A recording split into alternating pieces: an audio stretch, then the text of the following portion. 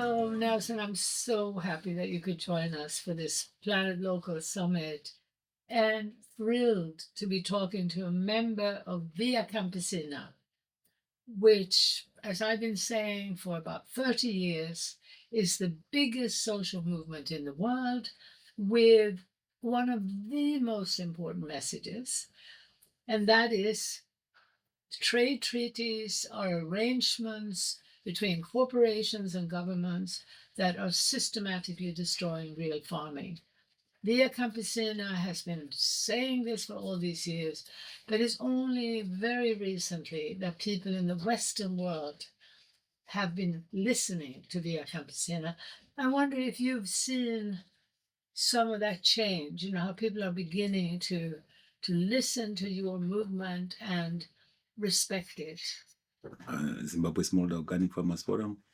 We've hosted the International Operative Secretariat for Via Campesina for 8 years until June 2021, when it relocated now to the European region. It's now based in France. And in Africa, we have stood up with our 2 feet to defend our food systems, which we believe is right now is under threat by the green revolution in Africa, which is being driven by the corporates, which actually do not feed the majority of us. So I believe we have done quite a lot of work as a global peasant movement, especially on our achievement on the United Nations Declaration on Peasant Rights. That was a very important step that at the global level that Via Campesina has taken up. We have also done quite a lot of work in as far as spreading the word of agroecology and food sovereignty, which were issues initially that were not being recognized at international level as issues that do not exist as far as food systems are concerned. But we're seeing quite a lot of change in terms of the recognition that there must be independence within states, that they have to feed their own people, especially the COVID has become a wake-up call when there was a total lockdown of states and a wake-up call in terms of business as unusual when we have to think closer to ourselves and start feeding ourselves. So the functions at global level of Via Campesina are beginning to bear fruit. I really believe that there is, when it comes to humans producing for other human beings, there is, of course, nothing more important than food. There's nothing that we produce that every single person on the planet needs every day, and usually 3 times a day. So to have our governments now instituting policies, regulations, taxes, subsidies that separate us further and further from the source of our food goes against human rights. And I'm so happy that you are seeing some change now. You are seeing a bit of wake up. And I wonder if you agree with me. I've been seeing for a long time now that when it comes to food and farming, people obviously look to the farmer. They want to hear from the farmer, they want the farmer to lead the way. But I've come to realize that, particularly in the Western industrialized world, where only 1% are actually farming at the most, and 99% are oblivious to the realities of what's happening to their food. We in Local Futures for a very long time have focused on trying to raise awareness among those consumers, among that 99%, about their responsibility and also opportunity to bring about fundamental beneficial change by creating the structures that can support smallholder farms, small scale diversified farms that will focus as a priority on feeding their own people in their own region and producing goods for export, for trade, where possible, without sacrificing the basic food security. And I wonder whether you, in your own organization in Zimbabwe or in Via Campesina, see any any efforts in reaching out to collaborate with consumer organizations? Oh, yes. That is one of those important areas that we are focusing. Let me start from our organization as the Zimbabwe Smallholder Organic Farmers Forum. We are spread across the whole of Zimbabwe. We are set up in what we call regional clusters. And the regional clusters have their membership that are drawn from smallholder farmers. Smallholder farmers were actually family farms. We have drawn out some kind of a strategy whereby the family farms, the most important priority is to produce food that you are the first market. What I'm producing on my farm, my family is the first market. We actually produce what we eat. We don't produce what we don't eat, and we don't eat what we don't produce. And that message has been sent to consumers, and whereby we have tried to create a lot of awareness to our consumers through organized seed and food fairs, which are actually done at local, at district, at provincial, and at national level, where we are connecting ourselves to consumers in the urban centers, consumers in the rural areas to promote our local foods. Why are we promoting our local foods? It is about they're easy to produce because they actually depend much on the seed resources that we keep as smallholder farmers. We will not want to continue to promote the corporates in as far as their seed resources are concerned because we believe Africa is actually under threat of climate change. And those seeds that are coming from elsewhere will not survive in Africa, and therefore they will actually bring hunger, which is one of those important sustainable development goals, number 2, which talks about ending hunger. So for us as Africans to end hunger, we need to emphasize on what is local, what can grow in Africa, what can feed Africans, and as far as nutrition is concerned. So there has been that connection between ourselves and consumers. Then at continental level, through the Alliance of Food Sovereignty Africa, we are actually moving around in all the 54 countries in Africa with My Food is African campaign. My Food is African campaign is a campaign which is emphasizing that we need to eat food that is African, that is homegrown, that has been eaten by our forefathers, and that has actually grown Africa to become what it is because we believe food is medicine to our bodies and food is our healthy, and we cannot temper around with our healthy. So there is a lot of work that we believe we have to work with consumers, and consumers taking cognizance to support the food producers, the farmers, such as creating financial resources that can boost production.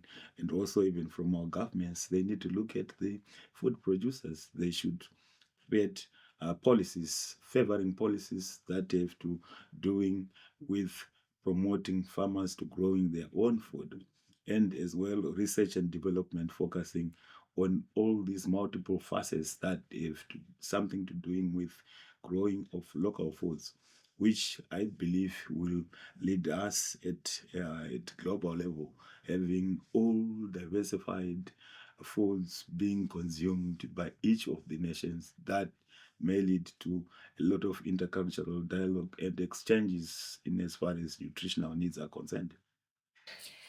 And and as you're saying, there's this link between, of course, between food production and health. And what we in Local Futures are documenting and supporting is this systemic shift towards localization, which is synonymous with a turn towards nature, working with nature, working wherever possible with natural remedies, very often local natural remedies. And so we're so thrilled to see that there are these micro trends around the world. So I'm wondering whether you're seeing also in Zimbabwe that both in farming and in health, there's a shift. There's a minority of people really waking up to the need for more holistic natural medicine as well as more holistic natural farming. At national level, Zimbabwe has been quite one of those blessed countries which have which has depended very much as far as food production on its local seed systems. I'm proud to say it's only maize that was, we call it maize colonization, Yeah. whereby it was brought by the colonialists and it became one of those important crops that was being talked about. But yet, if you look at white maize in as far as its nutritional content is concerned, it's 7% crude protein, which is very, very small if compared to other cereals that we've been feeding on.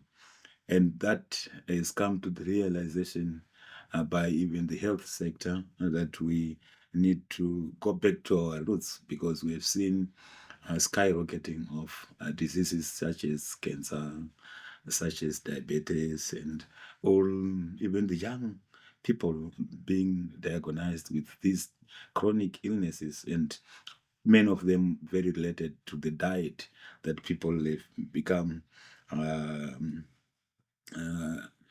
closed to in as far as eating habits are concerned.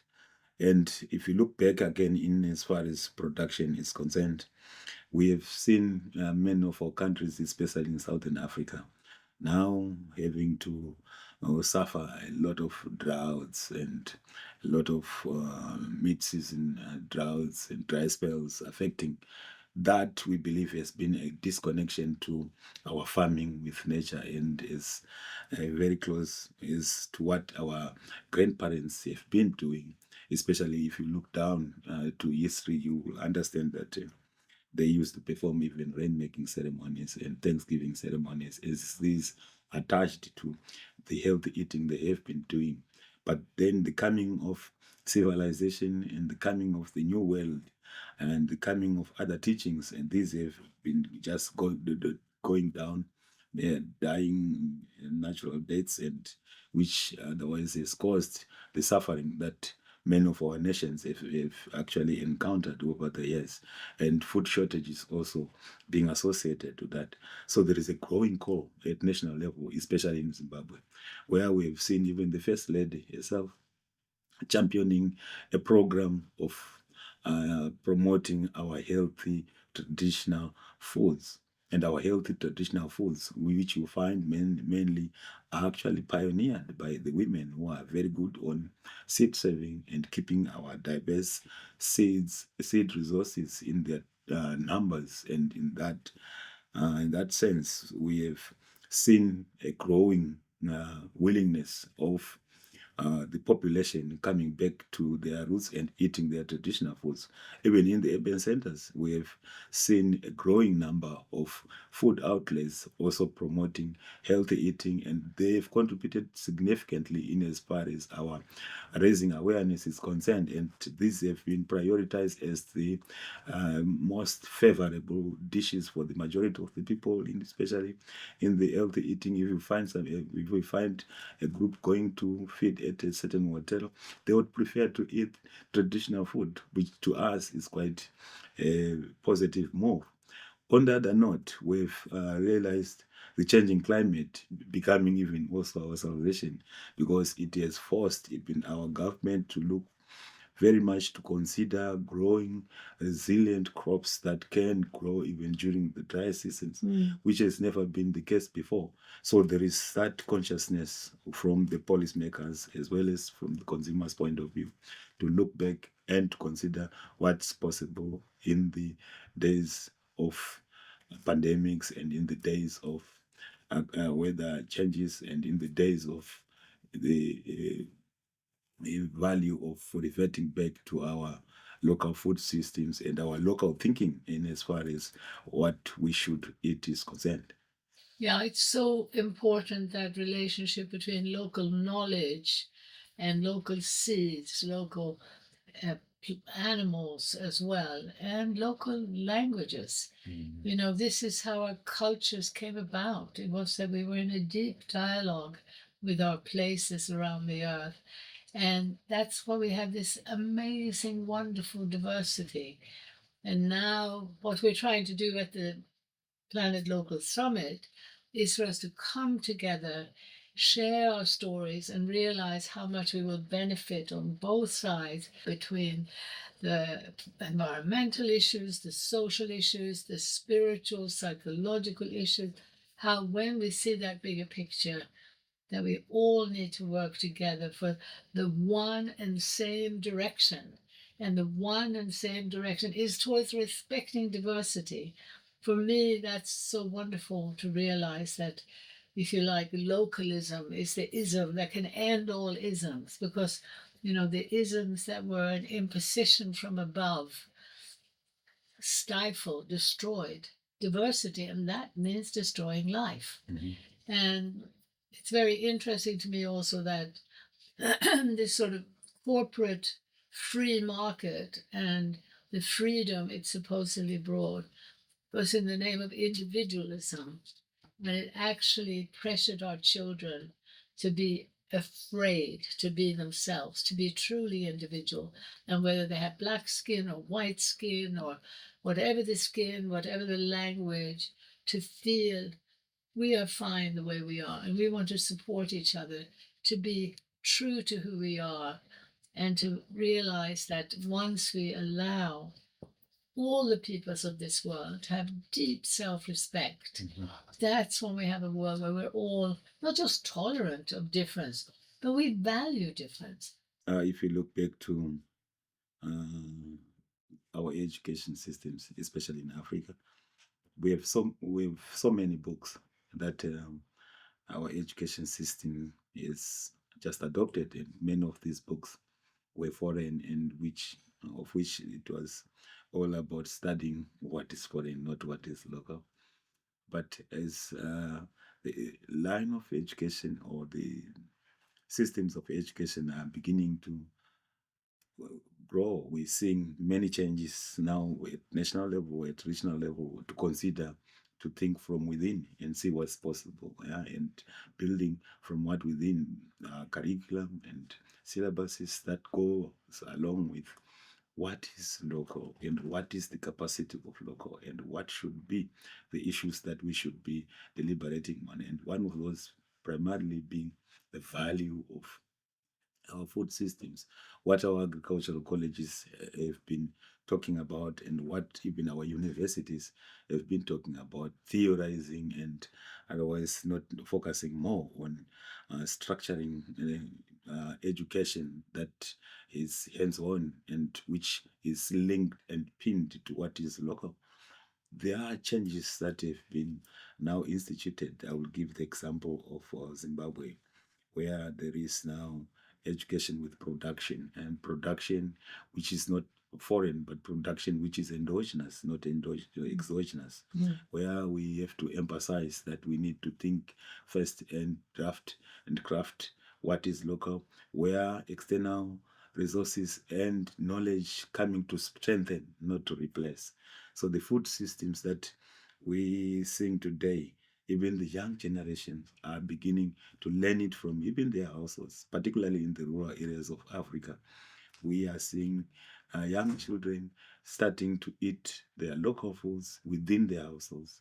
As they grow up knowing that this is the food that our parents were feeding us with. And they seeing their bodies, because of the healthiness they will start even to teach their own children to eat healthy food. That alone, not forgetting the influence that they get as they grow by the corporates who continue to bring in their less nutritious foodstuffs that goes via the food outlets, but still not contributing very much in as far as influencing the mindsets of the consumers. As consumers have seen the skyrocketing of the prices of such foods versus the affordability of what is local, because what is local is moving very short distance, it's being produced, it is being processed with very minimum costs, which would mean when it goes now to the consumer, it is a very affordable price. And besides, it is some form of resistance in as far as colonization of the food system is concerned, of which Africa is believing now move towards that. As they look at the Green Revolution, they see its bad effects, and researches have been done and they've indicated that it has not contributed anything in the countries that it was first tested. It has proved a failure. And this is the chance now to say no to the Green Revolution, to say no to the genetically modified organisms, to say no to any gene drives into any food systems, and to say no to Bill Gates and all his subsidiary companies in as far as trying to influence African food system is concerned, because we have been feeding ourselves and we are continuing to feeding ourselves.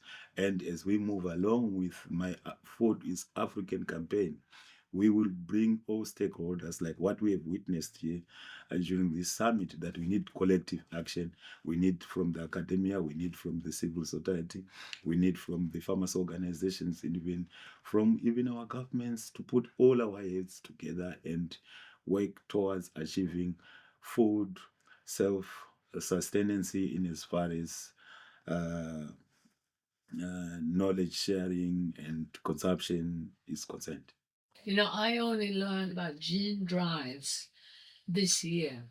A friend of mine, a biologist, has done a thick report on it, and we were aware way back 30 years ago that most of the research into genetic engineering was about how you could create pesticide resistance in crops. In other words, the attempt was to create these plants that would be able to tolerate more and more pesticide. And then we're meant to eat that food, which has been grown with more and more pesticide. And a lot of the money was public support for this. There was never a vote. There was never a referendum. There was never any information to the voter to ask, do you want your tax monies used to subsidize this? Because left-leaning governments and right-leaning governments and everything in between went along with this corporate so-called progress, so-called free trade. But to now learn that with gene drives, that they have been experimenting on how you can move the genetic manipulation away from just individual plants into wild biodiversity without any possibility of any testing, to have any idea what that's going to mean for the health of plants, water, animals, and our children in the future. It couldn't be more criminally irresponsible. It couldn't, in a way, be more evil. And I think this is really the issue of the day, is that many of the scientists who will have contributed to that madness, and let's remember that is in order to create more profit for fewer and fewer billionaires, while more and more people are going hungry and more people are working harder just to have a roof over their head and food on the table. So, this is why we've had the summit. This is why we're so grateful that you're here. And I hope that you, as a farmer, find the time to speak out and to help to educate. There's this belief that unless you're a farmer, you can't be speaking. And what I'm seeing is that most people who are farming to survive do not have the time, do not have even the information about gene drives. So there's a whole area here we need to talk about, which is what I call education as activism, or big picture activism, because it's that bigger picture that shows you that so many of the people who are part of producing these gene drives are good people. And so many people are ending up eating that genetically modified food and they say, oh, it's fine. Again, there just isn't the big picture for them to understand their choices.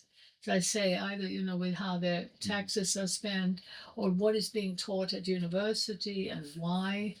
Why are people being trained to become essentially promoters of science for profit as opposed to science in the public interest? So do you have the time? Do you think, will you be able to perhaps do more and more educational work, more and more speaking, more and more writing, more and more organizing, so we can get a stronger voice out there? Oh yes. I've appeared very unique to many people, because in other domains, people believe that when one is concentrating to maybe talking, he must or she must give much of her time to doing that job and forget about maybe writing and maybe concentrate on talking, or forget about just going to practicing. But where I'm saying I've become very unique is I'm combining all processes in one and taking them all.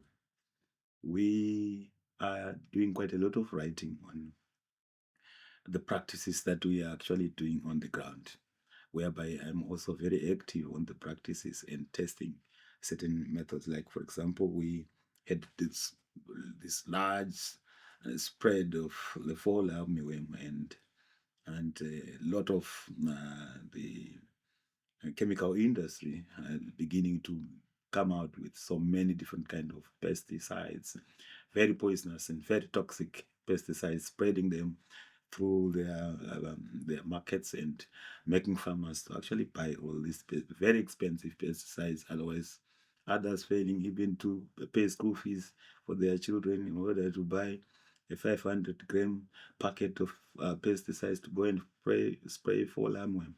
But later on, we realized that the most simple pest to control is the fall armyworm. And how do we do it? We just use soil.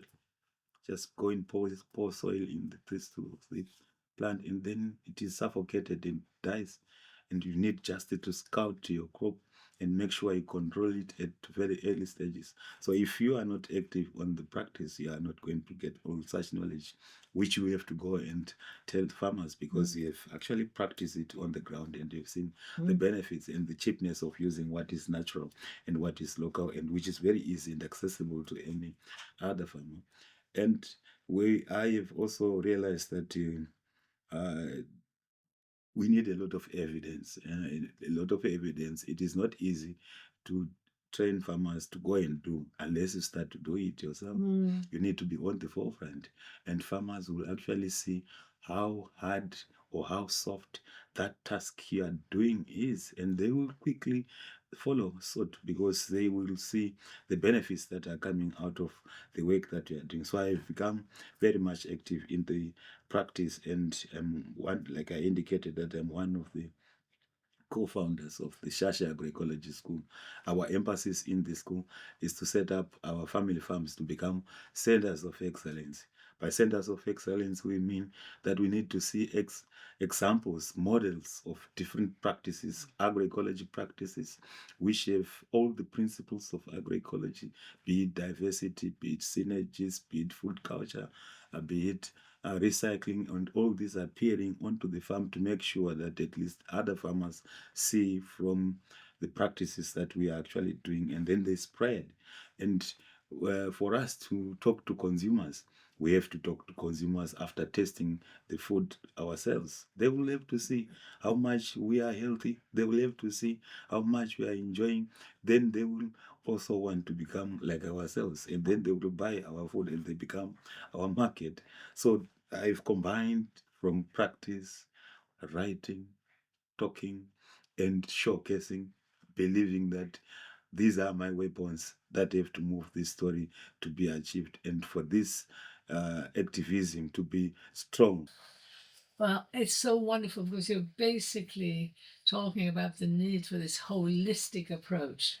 And so you're combining the actual practice of growing, as you say, with the speaking and the writing. I do believe that the consumer, particularly in the Western world, needs to do everything they can to support this process, to create, if nothing else, even to create the fora, the platforms that we've created with our conferences, but also to help set up the farmers markets and the local shops and so on that can have that relationship with the farm, that then make this remarkable demonstration that you can actually earn more money, you can produce more while using fewer resources and cleaning the environment, creating space for wildlife. I mean, it's just so wonderful to know that the truth is that the way forward is this win-win-win. And we're so grateful for your work, and this is so great that you are enjoying it. Thank you. Yeah.